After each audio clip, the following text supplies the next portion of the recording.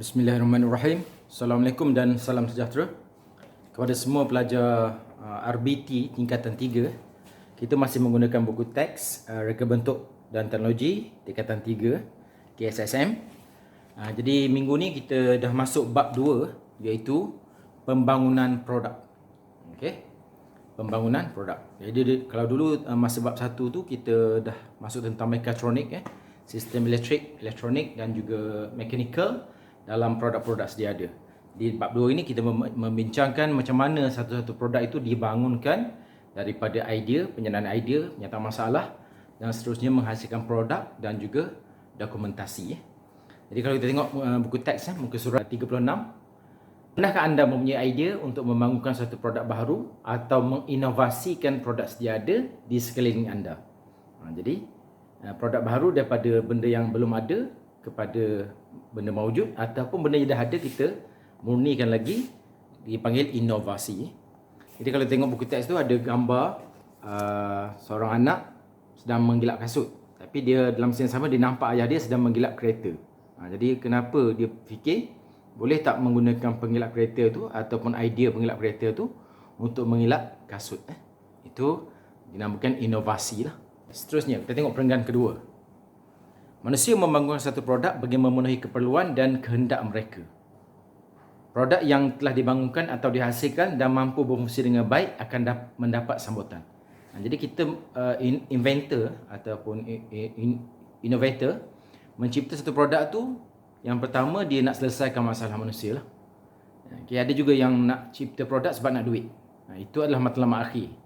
Jadi kalau kita fokus duit sahaja dahulu, jadi kesempurnaan produk tu berkuranglah sikit. Jadi kita fokus kepada nak bantu manusia lain, nak bantu orang lain dalam menyelesaikan masalah mereka dulu. Duit tu akan hasil kemudian. Seperti kita dah bincang minggu lepas, kita ada input, proses dan output.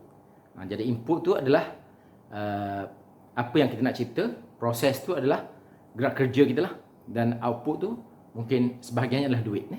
Jadi siapa yang mementingkan proses, dia mementingkan keperluan manusia lain. Siapa yang mementingkan output sahaja, dia mungkin mementingkan duit, lebih kepada duit.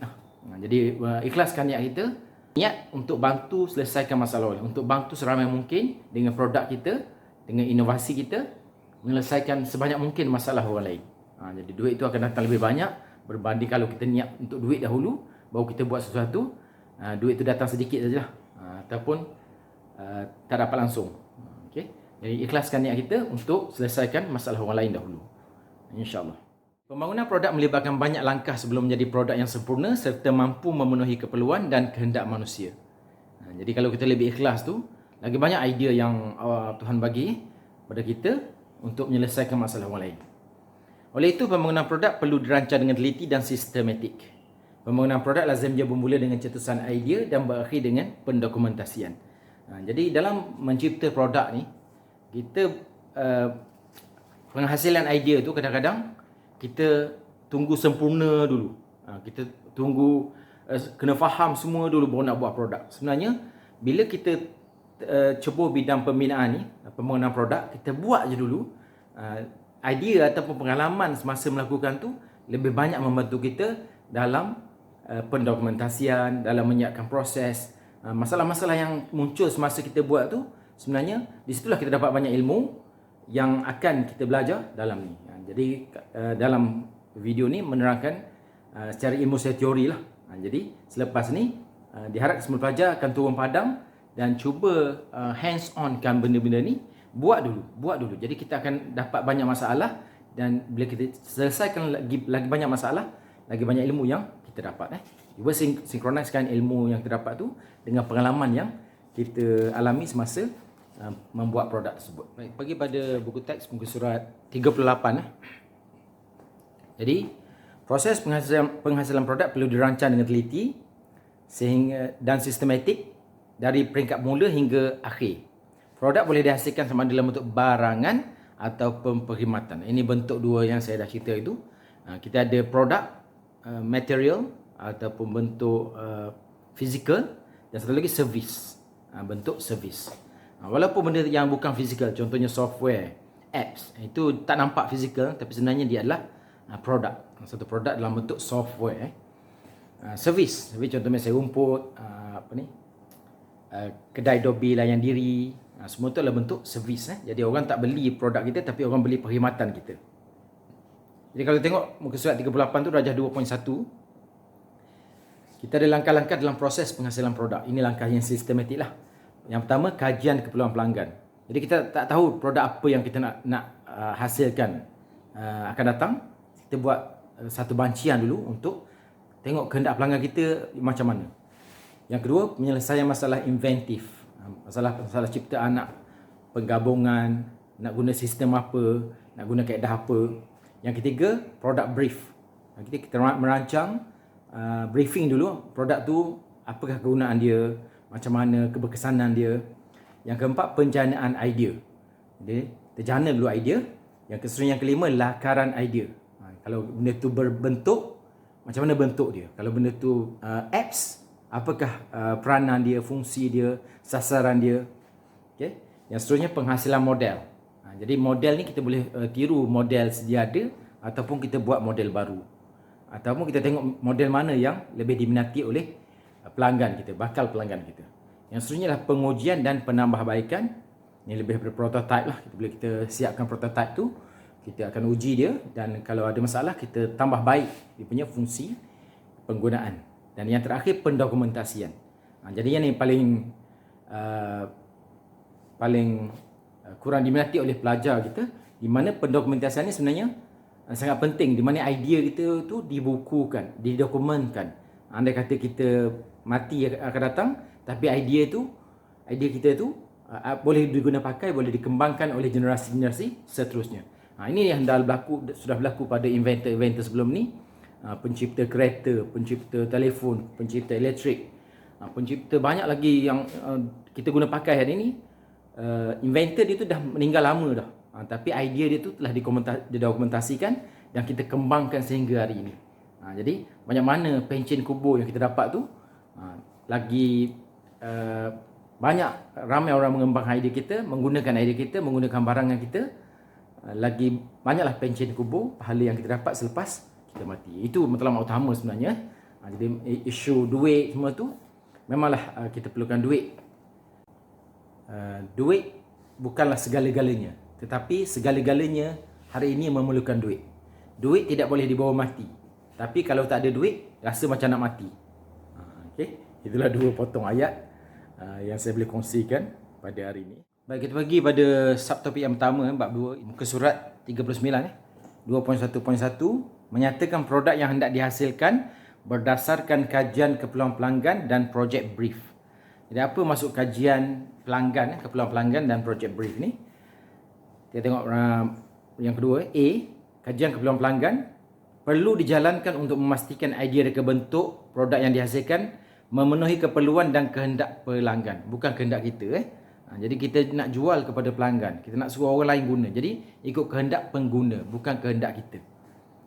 Jadi kita kena berfikir melalui fikiran pelanggan, kita kena berfikir melalui fikiran orang lain, bukan berfikir dengan cara kita. Jadi kajian keperluan pelanggan yang baik dapat membantu mereka bentuk meyakinkan pelanggan untuk menggunakan produk yang akan dihasilkan. Terdapat beberapa kriteria dalam kajian keperluan pelanggan, ialah yang pertama, maklumat pelanggan. Kedua, latar belakang produk dan juga penambahbaikan. Latar belakang produk dan penambahbaikan. Yang pertama, kita tengok maklumat pelanggan. Melalui kajian ini, mereka bentuk dapat mengenal pasti pelanggan yang berpotensi untuk membeli produk yang dihasilkan. Maklumat lengkap pelanggan seperti jantina, umur, pekerjaan, latar belakang ekonomi membolehkan mereka bentuk menghasilkan produk yang tepat dengan kumpulan sasaran. Kalau produk kita itu, sasaran kita adalah golongan B40, golongan yang sederhana dan ke bawah. Jadi kita akan hasilkan produk dengan kos yang lebih rendah supaya kita boleh jual dengan harga yang murah. Tapi kalau produk kita tu untuk golongan yang elit, orang kaya-kaya, jadi tak ada masalah kita menggunakan bahan-bahan yang berkualiti dan kita boleh jual dengan harga yang lebih mahal dan juga menghasilkan pulangan yang lebih mahal, lebih baiklah. Itu kajian pelanggan yang pertama. Yang kedua, latar belakang produk. Pelanggan lazimnya akan menitik beratkan beberapa faktor sebelum membeli sesuatu produk.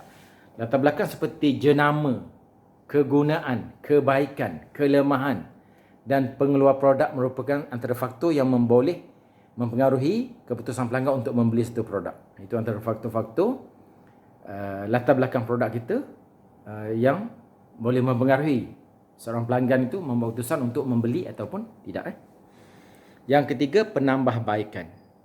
Melalui kajian keperluan pelanggan, mereka bentuk juga boleh melakukan penambahbaikan dengan mengenal pasti pandangan pelanggan dari aspek reka bentuk produk, penghasilan selepas jualan, perkhidmatan selepas jualan, service after sales, pelanggan, pesaing, kelemahan produk dan harapan pelanggan setelah penambahbaikan dilakukan terhadap produk. Ini untuk R&D lah. Kajian keperluan pelanggan dilakukan dengan menggunakan borang kajian. Rajah 2.2 menunjukkan contoh barang kajian keperluan pelanggan yang telah dilengkapkan sebelum menghasilkan produk yang dinamakan sebagai penggilap kasut magic. Guna hashtag kata magic itu pun dah menarik pelanggan. Magic. Okay. Kandungan borang kajian keperluan pelanggan boleh diubah sesuai bergantung pada maklumat yang dikehendaki mereka bentuk daripada pelanggan. Di sini ada contoh borang kajian keperluan pelanggan. Okay. Kita boleh buat borang ni, kita boleh copy ataupun kita ubah sesuai mengikut produk yang kita ingin keluarkan. Jadi ada maklumat, nama, umur, nombor telefon pun ada tu. Okay. Maklumat pelanggan. Okay, kita tengok bahagian B, latar belakang produk yang digunakan sekarang. Nama produk berus kasut. Ciri produk berus kayu dengan bulu sintetik. Mengapa produk digunakan? Untuk menggilap kasut. Okay, itu adalah contoh soalan latar belakang produk yang sedang digunakan. Okay, penambahbaikan. Apakah penambahan baikan yang perlu ada pada produk yang akan dihasilkan? Boleh menggilap kasut dengan baik, mudah dan tidak melenguhkan tangan. Pemegang berus selesa dipegang supaya tidak menyakitkan dan boleh digunakan juga untuk membersihkan kasut. Okay, bahagian D, sebagai maklumat tambahan pelanggan. Berapa bilangan kasut ini ada? 3 pasang. Jenis kasut, kulit. Kekerapan, seminggu sekali. Ini antara maklumat contoh borang kajian keperluan pelanggan yang telah dilengkapkan. Seterusnya kita pergi pada muka surat 41. Penyelesaian masalah inventif ialah satu kaedah penyelesaian masalah secara sistematik dengan masalah dan penyelesaian dikenal pasti terlebih dahulu. Jadi kita tengok catatan ahli bawah ni, kita mesti ada masalah, ada problem untuk diatasi. Masalah orang lain, bukan masalah kita. Masalah kita tak cukup duit je. Masalah orang lain. Yang kedua, bina model fungsi dengan garisan interaksi. Tunjukkan kedudukan punca masalah. Yang ketiga, buat analisis berantai punca kesan-kesan. Kena pasti punca permasalahan. Tentukan jenis pencegahan fizikal, percanggahan fizikal, sama ada kaedah pemisahan ruang atau masa. Pilih prinsip inventif yang sesuai. Hasilkan cadangan penyelesaian masalah dalam bentuk lakaran. Jadi Rajah 2.3 menunjukkan bahawa inilah proses penyelesaian masalah inventif. Inventif inilah invention lah. Okey, kalau kita tengok muka surat 42. Ini antara persoalan-persoalan yang muncul bila kita buat sedikit model fungsi tentang berus kasut. Soalan dia, mengapa kasut masih tidak berkilat selepas digilap? Mengapa? Air dan habuk masih melekat pada kasut. Mengapa? Krim kasut tidak tersebar sekata. Mengapa? Tekanan ketika mengilat kasut tidak seragam. Mengapa? Daya yang digunakan untuk mengilat tidak seragam. Mengapa? Mengejar masa dan tangan dan menjadi semakin lenguh. Mengejar masa dan tangan menjadi semakin lenguh. Jadi antara bila kita cuba jawab soalan-soalan ni, kita akan dapat idea baru macam mana nak atasi masalah. Baik, seterusnya kita pergi pada project brief. Apa maksud brief? Kalau kita biasa dengar briefing. Briefing ni kita penerangan awal lah. Jadi project brief ialah menerangkan projek awal ataupun rancangan awal untuk menghasilkan sesuatu produk. Jadi kita tengok muka surat 43 tu, dia cerita project brief ialah proses perbincangan awal antara pengurus projek dan pelanggan yang turut dihadiri oleh pereka bentuk. Jadi sekurang-kurangnya ada 3 orang lah. Okay, pengurus projek, pelanggan dan pengurus dan pereka bentuk. Reka bentuk berperanan menterjemahkan idea reka bentuk daripada pelanggan kepada bentuk lakaran ataupun contengan. Jadi kita reka bentuk akan lakar dulu macam mana pelanggan tu nak macam mana. Ini lebih pada produk custom made lah, yang belum ada di pasaran ataupun produk yang ada di pasaran tapi tidak memenuhi kehendak pelanggan tersebut. Jadi kalau tengok tu, di situ ada contoh lakaran yang dibuat. Ini bentuk lakaran awal. Ini contoh beg tangan akhirnya jadi macam ni. Ini contoh proses project brief. Jadi sebagai akhirnya untuk 2.1.1 ni saya bagi sedikit latihan. Kalau kita tengok muka surat 44 tu ada satu jadual 2.2 iaitu contoh borang project brief yang telah dilengkapkan. Jadi untuk memahami apakah lebih faham tentang project brief ni, cuba pelajar semua salin jadual tu dengan minds on hands on dan juga minds on. Masih bertajuk penggilap kasut magic dari segi fungsi dia macam mana, dari segi persembahan dia macam mana, tujuan pasaran ni untuk apa, dari segi kuantiti banyak mana nak dihasilkan, dari segi style gaya bentuk apa, konsep apa yang kita nak pilih, dari segi kualiti nak gunakan bahan apa yang berkualiti, dan anggaran kos seunit. Okay, kalau kita pasarkan di bawah pasaran, kita akan tengok harga yang lebih murah berapa yang kita boleh bagi, dan jangka masa berapa lama untuk kita hasilkan produk ni dalam kuantiti yang dikehendaki. Sekali dengan catatan dia lah. Jadi kalau kita salin, jangan salin saja, tapi salin dan juga dengan minds on. Maksudnya kita cuba memahami apakah kehendak pengurus projek, apakah kehendak pelanggan, dan juga apakah kerja buat ataupun peranan mereka bentuk di situ. Jadi boleh cuba copy ni, salin dengan minds on. Okey, itu saja. Sila snap dan hantar tugasan ini dalam grup yang telah saya sediakan. Okey, anda hebat. Saya percaya pada pelajar semua boleh buat sehingga ke projek akhir nanti. Wallahualam. Assalamualaikum warahmatullahi wabarakatuh.